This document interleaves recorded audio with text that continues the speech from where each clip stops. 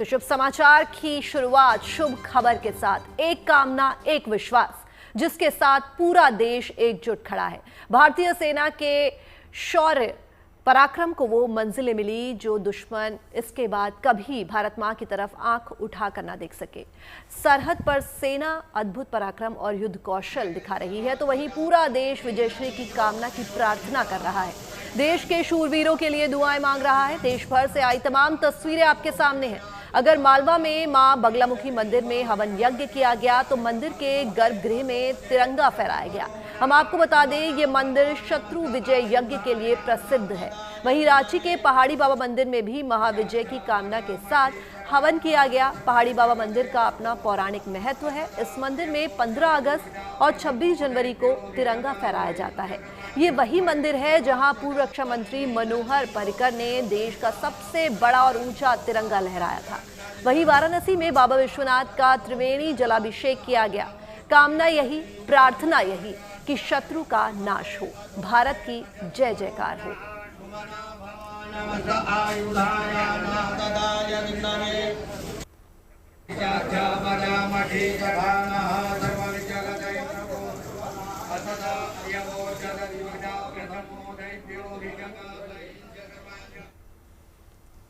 तो ऑपरेशन सिंदूर की सफलता का जश्न इन दिनों देश भर में मनाया जा रहा है। मध्य प्रदेश के आगरमालवा मंदिर में ऑपरेशन सिंदूर की सफलता का जश्न मनाते हुए शत्रुओं के विनाश और विश्व शांति के लिए विशेष यज्ञ और हवन किया गया।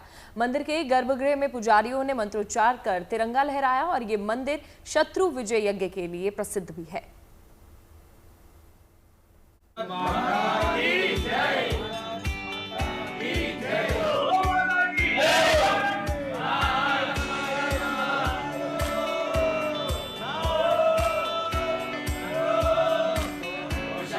मां बगलामुखी मंदिर में पूजा अर्चना।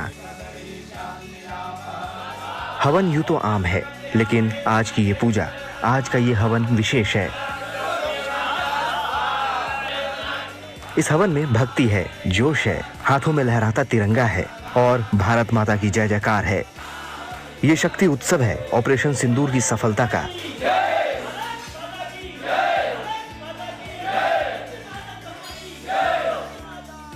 भारत पाकिस्तान में चरम तनाव के बीच मध्य प्रदेश के आगरमालवा मंदिर में शत्रुओं के विनाश और विश्व शांति के लिए विशेष यज्ञ और हवन किया गया। मंदिर के गर्भगृह में ऑपरेशन सिंदूर की सफलता पर पुजारियों ने मंत्रोच्चार कर तिरंगा लहराया। भारत की ओर से जो ऑपरेशन सिंदूर जो चलाया गया, वह ऑपरेशन सिंदूर पूरी तरह से सफल रहा और भारत के पक्ष में रहा। सेना ने जवाबी कार्रवाई जिस तरह से वहां पर की है और आतंकवादी अड्डों को नस्ते नाबूद किया है, तो यह माँ का आशीर्वाद भारत की सेना के ऊपर रहा। और हम भगवती से हमने यही प्रार्थना की है कि इसी प्रकार हमारे सेना के ऊपर ऊर्जा, भगवती की कृपा, आशीर्वाद बना रहे। यहाँ भगवती की प्रार्थना हमने की है, हवन इसी माध्यम से किया है ताकि भगवती सभी को सद्बुद्धि प्रदान करे। और अगर पाकिस्तान ऐसी कोई हरकत करता है तो उनके पलटवार के लिए हमारी सेना को जो है ऊर्जा और ताकत और बल प्रदान करे ताकि वह उनका सामना कर सके और किसी प्रकार की आगे ऐसी हरकतें हमारे राष्ट्र में ना हो। भारतीय सेना ने जिस तरह ऑपरेशन सिंदूर के जरिए आतंकियों का विनाश कर पराक्रम का परिचय दिया है, देश की बेटियों के सिंदूर पर किए हमले का बदला आतंकियों से लिया गया है। इस हवन के जरिए उन भारतीय जाबाजों का आभार प्रकट किया गया और मां जगदम्बा को ध्वज अर्पित कर तमाम जवानों की सुरक्षा की कामना की गई। मां भगवती सभी हिंदुस्तान के नागरिकों की रक्षा करे और दुश्मनों को सद्बुद्धि दे कि वो मानवता के लिए खतरा नहीं बने और सभी विश्व शांति की ओर अग्रसर हों। मां से यही प्रार्थना है। मां बगलामुखी मंदिर शत्रु विजय यंत्र के लिए प्रसिद्ध है। बगलामुखी देवी को स्तंभनी देवी या ब्रह्मास्त्र रूपिणी के रूप में भी जाना जाता है। इसका मतलब है कि देवी अपने उपासक के दुश्मनों को निष्क्रिय बना देती है और शत्रुओं के विनाश का ऐसा ही कुछ ट्रेलर ऑपरेशन सिंदूर में दिखा, जिसकी सफलता की गूंज मां बगलामुखी मंदिर में सुनाई दे रही है। आगरमालवा से प्रमोद कारपेंटर के साथ bureau report, good news today.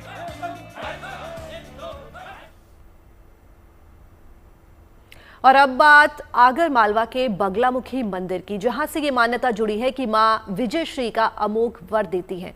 हम आपको बता दें कि ये 3 मुख वाली त्रिशक्ति माता का मंदिर है जो आगर जिले की तहसील नलखेड़ा में लखुंदर नदी के किनारे मौजूद है। मां का ये पावन धाम शत्रु विजय यज्ञ के लिए प्रसिद्ध है। मान्यता है कि महाभारत में विजय पाने के लिए भगवान कृष्ण के निर्देश पर युधिष्ठिर ने इस मंदिर की स्थापना की थी। यहाँ मां बगलामुखी की स्वयंभू प्रतिमा स्थापित है। तो ऑपरेशन सिंदूर की ब्रीफिंग करने वाली कर्नल सोफिया की चर्चा देश के कोने कोने में हो रही है। सरकार और सेना ने दुनिया को इस मामले के बारे में बताने के लिए देश की बेटी विंग कमांडर व्योमिका के साथ कर्नल सोफिया को चुना, तो उनके परिवार में बेहद ही खुशी का माहौल है। खास बात यह है कि कर्नल सोफिया ने सेना में देश की सेवा करते हुए अपनी काबिलियत भी साबित की है, जिस पर देश को गर्व होना लाजमी है।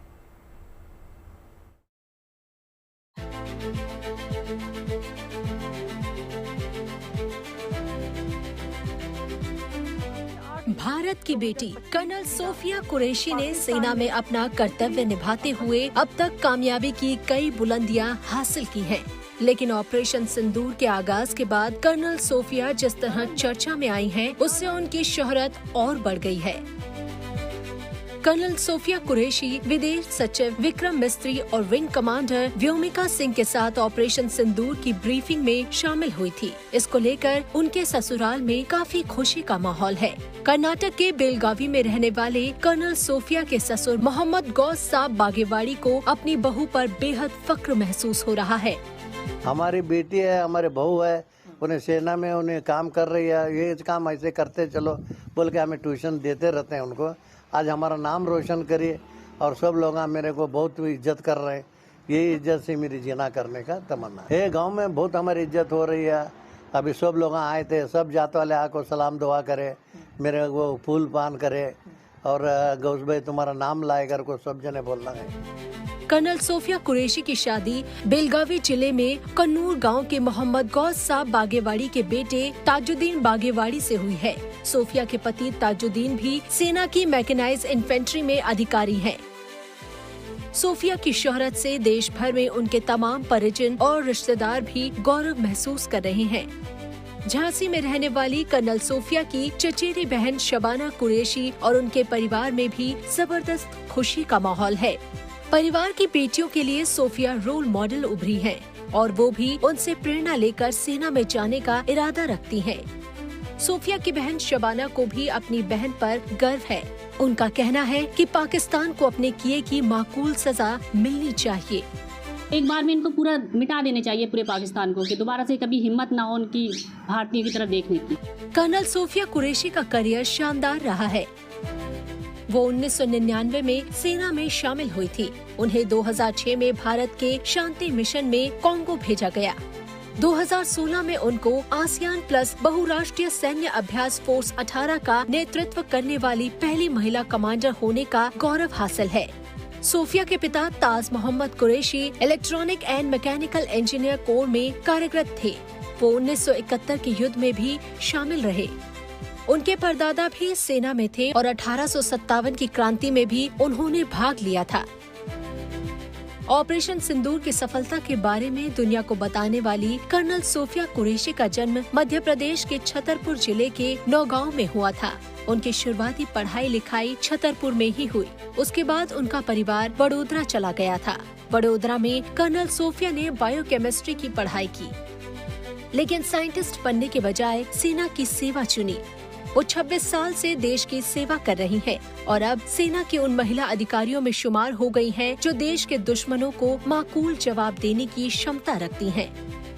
बेलगावी से सगय राज, छतरपुर से लोकेश चौरसिया और झांसी से प्रमोद कुमार गौतम के साथ bureau report, good news today. तो ऑपरेशन सिंदूर की सफलता के बाद कर्नल सोफिया कुरैशी और विंग कमांडर व्योमिका सिंह ने देश की सुरक्षा पर प्रेस कॉन्फ्रेंस की और ऑपरेशन सिंदूर में सेना द्वारा अपनाई गई रणनीतियों के बारे में देश को विस्तार से बताया। कर्नल कुरैशी और विंग कमांडर व्योमिका की तरह ही देश की कई जांबाज बेटियां सेना में शामिल होकर देश की सेवा में समर्पित हैं। पहलगाम आतंकवादी हमले का बदला भारतीय सेना ने ले लिया है। अब युद्ध जैसी परिस्थिति दोनों देशों के बीच बनी है। ऐसे में भारतीय सेना के जो सैनिक हैं, जो ऑफिसर हैं, उनकी परिवारजन क्या सोचते हैं, परिवार के लोग क्या मानते हैं, ऐसे हम एक परिवार के साथ मौजूद हैं जिनकी बेटी नेवी में कार्यरत है मुंबई में, और उसका नाम आयुषी देसाई है। तस्वीरों में भी आप देख सकते हैं कि आयुषी देसाई अपनी बहन के साथ इस तस्वीर में नजर आ रही हैं और वो वर्दी में है आयुषी देसाई। उनके माता पिता हमारे साथ हैं। सबसे पहले पिताजी से बात करते हैं, वो क्या कहना चाह रहे हैं। क्या नाम है आपका? देवांग देसाई है मेरा नाम। देवांग भाई, आपकी बेटी कब भर्ती हुई थी, फिलहाल कहाँ पोस्टिंग है, और क्या कहेंगे जो परिस्थितियां बनी हुई हैं देश के अंदर? मेरी बेटी को नेवी में 5 साल हो गए। अभी वो ऑफिसर में लेफ्टिनेंट कमांडर है और मुंबई में पोस्टेड है। अलग अलग जैसे नेवी के शिप्स होते हैं, INS सूरत जैसे अभी आया था, ऐसे बहुत सी नेवी शिप्स है, उसमें भी उसकी ड्यूटी होती है। उससे पहले वो अंडमान निकोबार में एकदम एंड में थी, विशाखापट्टनम में भी वो पोस्टेड थी, तो अभी वो मुंबई है। चिंता कितनी रहती है बेटे को लेकर? युद्ध जैसे हालात बन चुके हैं, चिंता रहती है नहीं रहती? चिंता ऑब्वियसली रहती है, क्योंकि वो जैसे बॉर्डर है, वो सी बॉर्डर है, उसको प्रोटेक्ट करना है। सबको अलर्ट पे रख दिया था, तो हमको भी मैसेज आया था कि now something going to happen, तो तैयारी है। लेकिन एक ऐसा रहता है कि भाई युद्ध होने वाला है और सी इज़ पार्ट ऑफ इट, तो हमें एक ऐसा है कि उसको बहुत शॉर्ट टाइम में, सी इज़ बहुत यंग एज में उसको युद्ध का डायरेक्ट एक्सपीरियंस मिलना, उसमें उसका मेंटल टेस्ट होता है कि वो कितना एंड्योरेंस से कैसे वो कर सकती है। तो ये ओवरऑल डेवलपमेंट हम देखते हैं कि दिस इज़ समथिंग डेवलपिंग हर। आप क्या चिंतित हैं अपनी बेटे के लिए, और क्या कहेंगे जो हालात बने हुए देश में अभी? एज अ मदर मैं चिंता में तो बहुत हूँ, लेकिन गर्व भी करती हूँ कि मेरी लड़की आज बॉर्डर पे आतंकवाद के खिलाफ लड़ रही है। किस तरह की चिंता रहती है? चिंता रहती है, आधी रात को भी उठ जाती हूँ और देखती हूँ कहीं फ़ोन नहीं आया है ना, मोबाइल चेक करती रहती हूँ। इसलिए टेंशन थोड़ा रहता है, लेकिन एक दूसरी तरफ गर्व भी होता है कि यस मेरी डॉटर फाइट कर रही है अगेंस्ट आतंकवाद। तो कब से बेटी से संपर्क बातचीत नहीं हुई है? लगभग 29 को वो निकली थी, तब मैसेज आया था कि हम जा रहे हैं। तो बिल्कुल आपने सुना, ये आयुषी के माता पिता हैं जो हमसे बात कर रहे थे। इनकी बेटी नेवी में है और मुंबई में पोस्टिंग है। आखिरी बार 29 अप्रैल को इनकी बातचीत हुई, तो उसके बाद कोई बातचीत नहीं है, क्योंकि ऑपरेशन का जो भूमिका होती है वो कहीं की शुरुआत हो चुकी। तो स्वाभाविक तौर पे ये कहेंगे कि जिनके भी बेटा या बेटी आर्मी में है, तो परिवारजनों को चिंतित होना भी स्वाभाविक है। तो उसी तरह से इनको गर्व भी है और चिंता भी है, क्योंकि हर किसी माँ बाप को चिंता तो रहनी स्वाभाविक है। संजय सिंह राठौर, सूरत। तो पाकिस्तान के आतंकवाद के खिलाफ ऑपरेशन सिंदूर जारी है, तो देश के कोने कोने में इसको लेकर जोश और उत्साह का माहौल है। तमाम लोग सेना के एक्शन और जवानों की बहादुरी की तारीफ कर रहे हैं और उनका हौसला भी बढ़ा रहे हैं, और पाकिस्तान को सबक सिखाए जाने पर खुशियां भी मना रहे हैं।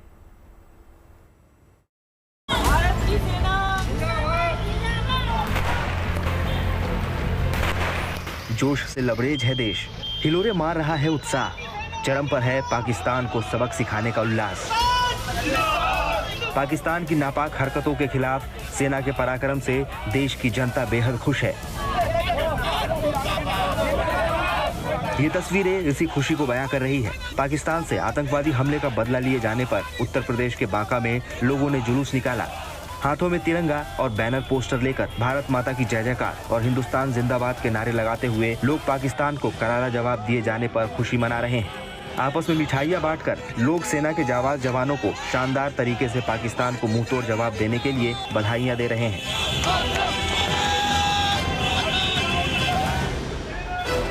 महाराष्ट्र के अकोला में ये आतिशबाजी भी पाकिस्तान के खिलाफ भारतीय सेना के एक्शन पर खुशी के इजहार की झलक पेश कर रही है। तिरंगा लहराते हुए देशभक्ति की भावना से ओतप्रोत लोग हिंदुस्तान जिंदाबाद और भारतीय सेना जिंदाबाद के नारे लगा रहे हैं।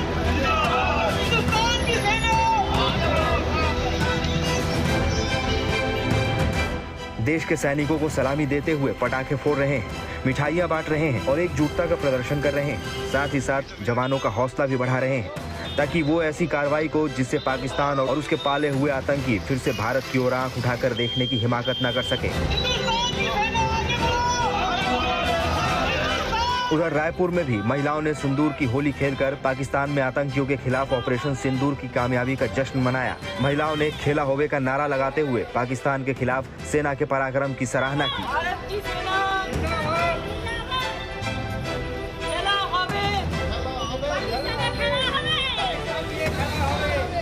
उनका मकसद था हमारे भारतवर्ष में एक आतंकवाद फैलाने का, लेकिन ये अब हुआ नहीं। उनका मकसद पूरा मिशन फेल हो गया है। हमारे पूरा भारतवर्ष सब दल एक साथ होके पाकिस्तान को बदला ले रहे हैं। जो अपना पाकिस्तान में मिशन किया है उसके लिए भारत का विजयी है। हम लोग विजयी जुलूस मना रहे हैं। सिंदूर खेला के माध्यम में हम लोग खुशी मना रहे हैं। पाकिस्तान को परास्त करने में जुटे सेना के जवानों का हौसला बढ़ाने के लिए रायपुर में ही देर रात बड़ी संख्या में लोग सड़कों पर जमा हुए। उन्होंने हनुमान चालीसा का पाठ किया और आतंकवाद के सफाई के लिए सरकार के प्रति अपने समर्थन का संदेश दिया।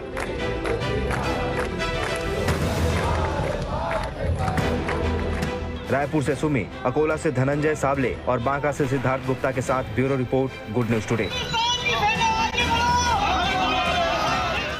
अब आपको लेकर चलते हैं चार धाम, जहां पर श्रद्धालु की सुरक्षा को लेकर शासन से लेकर प्रशासन एक्शन मोड में है। उत्तराखंड में चल रही चार धाम यात्रा में आस्था और श्रद्धा का समंदर उमड़ रहा है। हर दिन हजारों श्रद्धालु चारों धाम पहुंच रहे हैं और दर्शन पूजन की अपनी मनोकामना पूरी भी कर रहे हैं। चाहे केदारनाथ धाम हो या बद्रीनाथ या फिर गंगोत्री या यमुनोत्री, हर जगह तीर्थयात्रियों का तांता लगा हुआ है। लिहाजा इन तीर्थ स्थलों पर सुरक्षा व्यवस्था चाक चौबंद है, ताकि मौजूदा हालात में इन पवित्र स्थलों पर किसी भी तरह की नापाक हरकत की गुंजाइश ना रहे। और इस बीच आपको बता दें कि सुरक्षा के साथ सुरक्षित यात्रा पर भी सरकार का जोर है। उत्तराखंड में मौसम को लेकर भी मौसम विभाग अलर्ट मोड पर है। मौसम विभाग ने प्रदेश में अगले 3 दिनों के लिए बारिश और आंधी की संभावना जताई है। इसके अलावा उत्तराखंड के पहाड़ी जिलों के लिए मौसम पर ऑरेंज अलर्ट जारी भी किया गया है। आने वाले दिनों में कैसा मौसम रहने वाला है सब बताएंगे, लेकिन उससे पहले आपको चार धाम यात्रा में सुरक्षा के इंतजाम दिखाते हैं।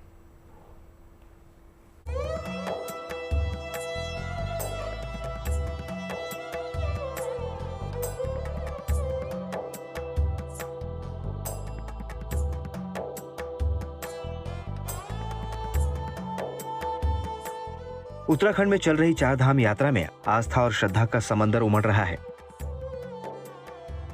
हर दिन हजारों श्रद्धालु चारों धाम पहुंच रहे हैं और दर्शन पूजन की अपनी मनोकामना पूरी कर रहे हैं। चाहे केदारनाथ धाम हो या बद्रीनाथ या फिर गंगोत्री या यमुनोत्री, हर जगह तीर्थयात्रियों का तांता लगा हुआ है। लिहाजा इन तीर्थ स्थलों पर सुरक्षा व्यवस्था चाक चौबंद है, ताकि मौजूदा हालात में इन पवित्र स्थलों पर किसी भी तरह की नापाक हरकत की गुंजाइश न हो। खासतौर से बद्रीनाथ धाम में उत्तराखंड पुलिस और आईटीबीपी के साथ एटीएस को भी तैनात कर दिया गया है और वीआईपी गेट सहित दर्शन के लिए हर जगह कतारों में लगे एक एक शख्स को पुख्ता जांच के बाद ही मंदिर में दर्शन के लिए जाने दिया जा रहा है। और जितने भी पुलिस फोर्स यहाँ लगी हुई है उसके सुपरविजन के लिए और मंदिर की सुरक्षा में क्या क्या हम बेटर कर सकते हैं, क्या बेहतर कर सकते हैं, उन सभी बिंदुओं पर विचार करते हुए कार्रवाई की जा रही है, जिसमें एटीएस, एसडीआरएफ, आईटीबीपी, एलआईयू और पुलिस की जो भी शाखाएं सभी तत्परता से महिलाओं के विंग के सहित सभी लोग अपना काम कर रहे हैं और कोई भी यहाँ अनहोनी बचाने के लिए तत्परता से काम कर रहे हैं। बद्रीनाथ धाम में केवल बद्री विशाल के मंदिर परिसर में ही नहीं, बल्कि पूरे इलाके में तमाम जगहों पर चप्पे चप्पे पर पुलिस और सुरक्षा बल के जवान तैनात हैं। हर जगह कड़ी निगरानी की जा रही है। जगह जगह लगाए गए सीसीटीवी कैमरों के जरिए कंट्रोल रूम में मौजूद पुलिस अधिकारी हालात पर नजर रखे हुए हैं, जो मौके पर तैनात पुलिस कर्मियों को जरूरी निर्देश दे रहे हैं, ताकि कहीं भी किसी तरह की दिक्कत न हो और व्यवस्था न बिगड़े, क्योंकि चार धाम यात्रा पर आने वाले श्रद्धालुओं की तादाद बढ़ रही है। 30 अप्रैल से 8 मई तक चारों धामों पर 4 लाख से अधिक तीर्थयात्रियों ने दर्शन किए हैं। 2 मई से 8 मई तक सबसे अधिक 1,70,000 श्रद्धालु बाबा केदार के दर्शन करने केदारनाथ धाम पहुंचे, जबकि 4 से 8 मई के दरमियान बद्रीनाथ धाम में 79,678 श्रद्धालुओं ने दर्शन किए। अक्षय तृतीया के बाद से गंगोत्री धाम के दर्शन के लिए 65,883 श्रद्धालु पहुंचे। 10 दिनों में यमुनोत्री धाम में 82,840 श्रद्धालु दर्शन कर चुके हैं, जबकि चार धाम यात्रा के लिए रजिस्ट्रेशन करवाने वाले श्रद्धालुओं की संख्या 26,21,000 से ज्यादा हो चुकी है। तीर्थ यात्रियों की बढ़ती संख्या को देखते हुए केदारनाथ धाम में सभी सुरक्षा के पुख्ता इंतजाम किए गए हैं। भीड़ पर नजर रखने और नियंत्रण के लिए बड़ी संख्या में सीसीटीवी कैमरे लगाए गए हैं और कंट्रोल रूम में हर कोने पर चल रही गतिविधियों पर पैनी नजर रखी जा रही है। बद्रीनाथ धाम से कमल नयन सिलोड़ी के साथ bureau report, good news today. और अब आज चारधाम यात्रा के दौरान मौसम की। उत्तराखंड के पहाड़ों में बारिश और बर्फबारी के चलते बीच बीच में तीर्थ यात्रा में बाधा आ रही है, लिहाजा तीर्थयात्रियों को सावधान रहने की जरूरत है। हम आपको बताते हैं चारधाम में आने वाले दिनों में मौसम कैसा रहने वाला है और क्या एहतियात आपको बरतने की जरूरत है।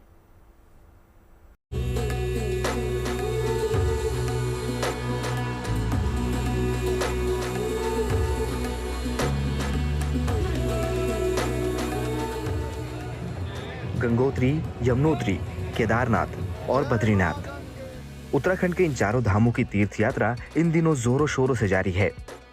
देश के कोने कोने से दूर दूर से श्रद्धालु लगातार इन धामों के दर्शन के लिए पहुंच रहे हैं। हालांकि यात्रा के दरमियान पहाड़ों में मौसम का मिजाज भी लगातार बदल रहा है। इसके कारण लोगों के लिए खास सावधानी लाजमी है, लेकिन लोगों के जोश और उत्साह में कोई कमी नहीं है। रास्ते में भले ही कुछ दिक्कतें हो रही हो, परंतु मई के महीने में बद्रीनाथ और केदारनाथ धाम में बारिश और बर्फबारी बहुत से श्रद्धालुओं को आकर्षित भी कर रही है। इस मौसम का आनंद लेने के लिए कुछ लोग मनाली, कुछ लोग हिमाचल में जाते हैं, बट हमारे हिंदुत्व को आगे बढ़ाने के लिए इस मौसम का मजा यहाँ भी लें और धार्मिक यात्रा को और आगे लेकर जाएं। और मौसम मजा आ गया, मतलब सबको आना चाहिए। धार्मिक यात्रा है, जरूरी नहीं है हम मनाली इधर उधर ही घूमने जाएं, यहाँ पर भी आके आप उतना ही आनंद ले सकते हैं। बहुत ही आनंद, धर्म के साथ आनंद का जो मजा आ रहा है ना, संयोग अनलिमिटेड है। ये आनंद बिल्कुल अनलिमिटेड है। बोलो बद्रीनाथ भगवान की जय। प्रशासन की ओर से कोशिश की जा रही है कि बरसात और तापमान गिरने के चलते बढ़ी ठंड के बावजूद यात्रा में बाधा न आए और तमाम तीर्थयात्री सुरक्षित तरीके से इन धामों के दर्शन करने पहुंच सके। लिहाजा अगर कहीं बारिश तेज होती है तो यात्रियों को सुरक्षित जगहों पर रोक दिया जाता है। खासतौर से केदारनाथ धाम के इलाके में रात के वक्त में बर्फबारी भी हो रही है, इसीलिए पैदल यात्रा करके केदारनाथ पहुंचना कठिन हो जाता है। ऐसे में तीर्थ यात्रियों की सुविधा के लिए जगह जगह खास इंतजाम किए गए हैं। जगह जगह रेन शेल्टर के अलावा अलाव की व्यवस्था की गई है ताकि बारिश में भीगने पर यात्रियों को दिक्कतें न हो और यात्रा मार्ग पर यात्रियों की सुविधा के लिए जगह जगह चिकित्सालय भी खोले गए हैं। केदारनाथ धाम में अत्यधिक बारिश होने पर यात्रियों को रेन शेल्टर का सहारा दिया जा रहा है। इसके अलावा टेंट कॉलोनी में भी यात्रियों को सुरक्षित रुकवाया जा रहा है। जानकारों की माने तो इन दिनों वेस्टर्न डिस्टर्बेंस के कारण पहाड़ों में मौसम करवट ले रहा है। मौसम विभाग के मुताबिक अगले एक हफ्ते तक उत्तराखंड में बारिश के साथ साथ 40 से 50 किलोमीटर प्रति घंटे की रफ्तार से हवाएं चलने का अनुमान है। उत्तराखंड में आज बादल छाए रह सकते हैं और आंधी बारिश की संभावना है। तो वहीं कल यानी शनिवार 10 मई को तेज हवाओं के साथ बारिश हो सकती है, जबकि 11 मई को भी तेज हवाओं के साथ बारिश के आसार हैं। मौसम विभाग ने 12 मई को भी उत्तराखंड में आंधी और बारिश की संभावना जताई है। मौसम के जानकारों के मुताबिक पहाड़ों के मौसम में बहुत ज्यादा बदलाव का अलर्ट नहीं है। आने वाले दिनों में मौसम साफ रहने के आसार हैं, लिहाजा श्रद्धालुओं को खास दिक्कत नहीं होनी चाहिए। फिर भी पहाड़ों में मौसम में बदलाव आम बात है, तो एहतियात जरूरी है। इसीलिए तीर्थयात्रियों को सुझाव दिया जाता है कि वो यात्रा शुरू करने से पहले मौसम के अपडेट की जानकारी जरूर लें।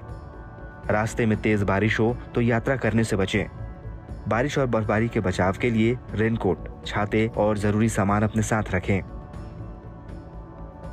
पहाड़ों में बारिश होने पर लैंडस्लाइड और रास्ते बंद होने की समस्या भी पैदा होती है। इसको देखते हुए प्रशासन खास तौर से अलर्ट है और जगह जगह रास्ते खोलने के इंतजाम किए गए हैं।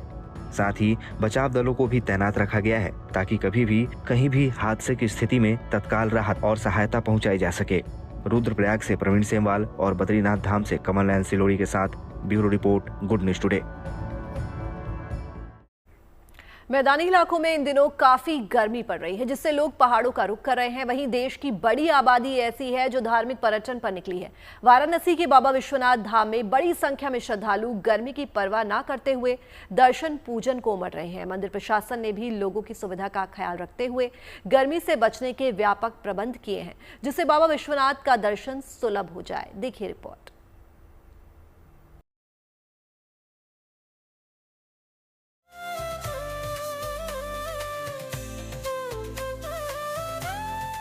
बाबा विश्वनाथ के दर पर रिकॉर्ड श्रद्धालु।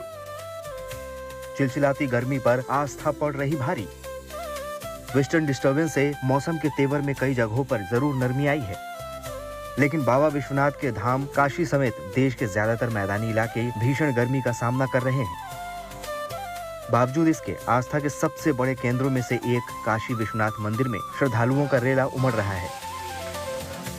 सूरज की तपिश की परवाह न करते हुए रिकॉर्ड संख्या में भक्त बाबा विश्वनाथ के दरबार में नतमस्तक हो रहे हैं। कोई लखनऊ से आया है तो कोई गुरुग्राम से। पूरे देश से शिव भक्त अपनी मनोकामनाओं की पूर्ति के लिए बाबा विश्वनाथ के दर्शन पूजन करने उमड़ रहे हैं। आस्था के आगे गर्मी क्या है, इसलिए तो हम तो आए हैं। गर्मी में भी गर्मी बहुत है, यहाँ पे भी है, लखनऊ में भी है, तो गर्मी तो होगी। गर्मी का मौसम चल रहा है, बट हमें अभी छुट्टी मिली तो हम लोग अभी आ गए घूमने के लिए। गर्मी बहुत है, गुरुगांव से भी ज़्यादा है, फिर भी जिनकी आस्था है वो आ रहे हैं, वो और आएंगे। गर्मी तो बहुत ज़्यादा है, सुबह 9 बजे से ही गर्मी हो गई है, लेकिन यहाँ पे श्रद्धालुओं की जो है लाइन कम नहीं हो रही है। पर डे यहाँ पे अभी भी देख रहे हैं आप बाहर 1.5-2 लाख लोग अभी भी एकदम लाइन लगा के खड़े हुए हैं, लेकिन फिर भी आस्था बिल्कुल कम नहीं हो रही है।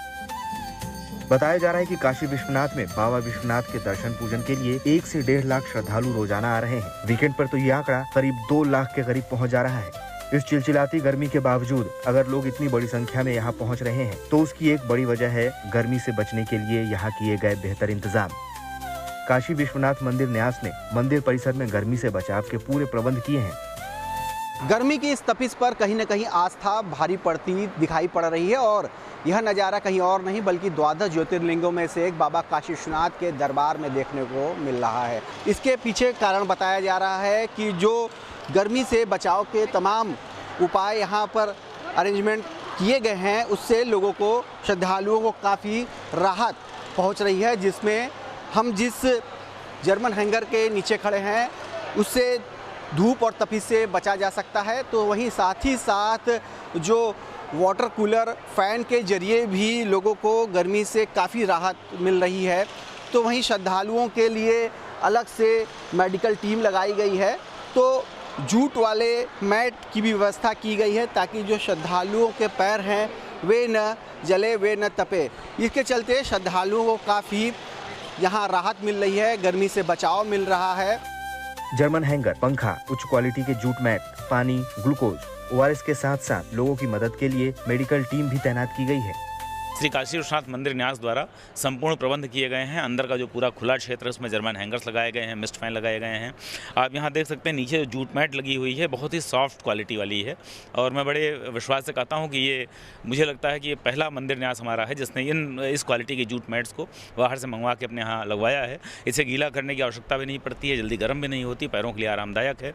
इसके अलावा पेयजल की व्यवस्था की गई है, ग्लूकोज की व्यवस्था की गई है, ORS की व्यवस्था की गई है, मेडिकल टीम्स लगातार लगी हुई हैं। शेष हमारे कार्मिक साफ सफाई से लेकर सुरक्षा तक के लोग लगे हुए हैं। काशी विश्वनाथ मंदिर प्रशासन के इस इंतजाम से श्रद्धालु भी संतुष्ट हैं।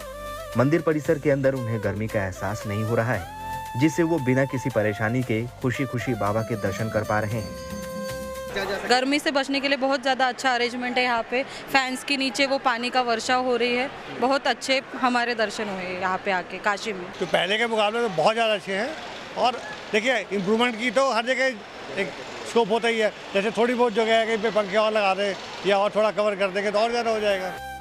12 ज्योतिर्लिंगों में से एक काशी विश्वनाथ धाम की महिमा अपार है। भगवान भोलेनाथ की पूजा अर्चना के लिए इसे सबसे पवित्र मंदिर माना जाता है। इस मंदिर को लेकर श्रद्धालुओं में काफी आस्था है और यही आस्था इन दिनों चिलचिलाती गर्मी पर भारी पड़ रही है। वाराणसी से रोशन जायसवाल के साथ bureau report, good news today.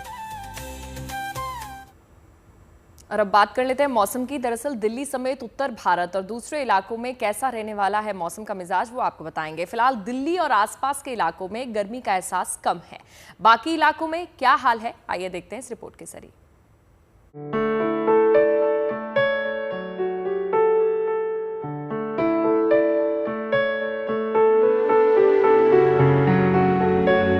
बारिश की ये बूंदें दिल्ली और आसपास NCR में खुशगवार मौसम की गवाह है। आसमान में छाए बादल तेज हवाओं के साथ जहां तहां रुक रुक कर हो रही रिमझिम बारिश देश की राजधानी और आसपास के इलाकों में गर्मी से निजात दिला रहे हैं। मौसम विभाग का अनुमान है कि सूरज की तपिश से राहत का ये सिलसिला फिलहाल कुछ दिनों तक बरकरार रहने वाला है। ये स्थिति दिल्ली सहित उत्तर पश्चिम भारत के कई राज्यों में देखने को मिलेगी। वो वही वेस्टर्न डिस्टर्बेंस का प्रभाव जहाँ पर भी है, इसके अलावा और फेवरेबल सर्कुलेशन है जो राजस्थान और मध्य प्रदेश में है, जिसके प्रभाव से आने वाले 2 दिनों के लिए हमने येलो अलर्ट दे रखा है एनसीआर दिल्ली में। वहाँ भी हल्की फुल्की कहीं ना कहीं रेनफॉल रहेगा और 30 से 40 किलोमीटर हवाएं कहीं ना कहीं चलने का अनुमान रहेगा मैदानी इलाकों। हाँ जी, स्पेसिफिकली अब एनसीआर दिल्ली की बात कर रहे हैं। और उसके बाद जैसे 8, 9, 10 तक बेहतर रहने का अनुमान है, उसके बाद ये ग्रेजुअली इम्प्रूव हो जाएगा। दिल्ली और आसपास के इलाकों में इन दिनों तापमान में बहुत ज्यादा तेजी नहीं है। दिल्ली में गुरुवार को अधिकतम तापमान 37.3 डिग्री सेल्सियस दर्ज किया गया, जबकि न्यूनतम तापमान 24.6 डिग्री सेल्सियस रहा। मौसम विभाग का अनुमान है कि आज दिल्ली और आसपास आंधी चल सकती है, जबकि शनिवार को हल्की बारिश होने के आसार हैं। राजस्थान में भी मौसम ने करवट ले ली है। जयपुर, अजमेर और अलवर सहित कई जिलों में कल तेज बारिश हुई, जिससे तापमान में गिरावट दर्ज की गई। जयपुर में बारिश के बाद तापमान करीब 32 डिग्री सेल्सियस तक पहुंच गया। मौसम विभाग ने जयपुर सहित राजस्थान के कई इलाकों में 11 मई तक आंधी और बारिश का सिलसिला जारी रहने की संभावना जताई है। साथ ही अगले 5 से 6 दिन हीट वेव के कोई आसार नहीं है, जिससे मौसम खुशगवार बने रहने की उम्मीद है। यहाँ पे जो अभी मौसम बदला है, मौसम का रुख बदला है, बादल छाए हैं, बारिश हो रही है, उससे सभी को राहत मिली है। थोड़ी सी ताजगी हवा में आई है, सौंधी सौंधी मिट्टी की जो खुशबू है वो सभी को अभी बहुत ज़्यादा लुभा रही है। वहीं पूर्वी भारत में ओडिशा में अगले 2 दिनों में मौसम में उतार चढ़ाव देखने को मिल सकता है। बारिश के साथ साथ कुछ इलाकों में हीट वेव के भी आसार हैं। 10 तारीख को जो है थोड़ा जो हीट का प्रभाव बढ़ेगा, तो हीट वेव के लिए झारसुगुड़ा, संबलपुर, बोलांगीर, बोध में जो है येलो अलर्ट दिया गया। आइसोलेटेड हीट वेव हो सकती है और आइसोलेटेड प्लेस से थंडरस्टॉर्म विद लाइटनिंग जो है वो भी होने की संभावना है, लेकिन उसमें इंटीरियर उड़ीसा, गजपतिगंज में वहाँ लाइट रेन हो सकती है। और hot and humid condition coastal Orissa में लगभग रहेगी आने वाले जो 4-5 दिनों तक। पहाड़ों की बात करें तो हिमाचल प्रदेश के कई इलाकों में 14 मई तक हल्की बारिश के आसार हैं। मौसम विभाग ने 11 मई तक के लिए हिमाचल प्रदेश में येलो अलर्ट जारी किया है। राज्य के अलग अलग इलाकों में 30 से 50 किलोमीटर की रफ्तार से हवाएं चलने की भी आशंका जताई गई है। तेज बारिश के चलते उत्तराखंड की राजधानी देहरादून में भी तापमान गिरा है, जिससे गर्मी से जूझ रहे लोगों को कुछ राहत मिली है। मौसम के इस बदले मिजाज से इलाके में ठंडक का एहसास हुआ है। वहीं ज्यादा बारिश के कारण कई इलाकों में सड़कों पर पानी भर गया है। झमाझम बारिश हरिद्वार में भी हुई, जिसके कारण माहौल में भी काफी बदलाव नजर आ रहा है। वेस्टर्न डिस्टर्बेंस के कारण मई की शुरुआत में ऐसी बारिश देखने को मिल रही है। हालांकि अगले 3-4 दिनों में मौसम में फिर बदलाव देखने को मिल सकता है। दिल्ली से मनीषा लड्डा और जयपुर से रिदम जैन के साथ bureau report, good news today. और अब आपको वेटिकन सिटी से एक अच्छी खबर बताते हैं। दरअसल अच्छी खबर ये है कि यहाँ पर सिस्टिन चैपल की चिमनी से सफेद धुएं का गुबार उठ गया, और इसका मतलब ये है कि कैथोलिक चर्च के कार्डिनल्स ने अगले पोप को चुन लिया है। अब अमेरिका के रॉबर्ट प्रीवोस्ट कैथोलिक चर्च के नए पोप होंगे और उन्हें पोप लियो X1V यानी कि लियो 14वें के नाम से जाना जाएगा। रॉबर्ट प्रीवोस्ट पहले अमेरिकी पोप है और pope Leo Saint Peter's basilica की सेंट्रल बालकनी में सिस्टिन चैपल की चिमनी से सफेद धुआं निकलने के करीब 70 मिनट बाद दिखाई दिए। फिर साफ हुआ कि 133 कार्डिनल निर्वाचकों ने कैथोलिक चर्च के लिए एक नया नेता चुन लिया है। नए पोप के रूप में रॉबर्ट प्रीवोस्ट के नाम की घोषणा फ्रांस के कार्डिनल डोमिनिक ने की और सेंट पीटर्स स्क्वायर में जुटे हजारों लोगों के बीच उन्होंने कहा कि हमारे पास एक पोप है।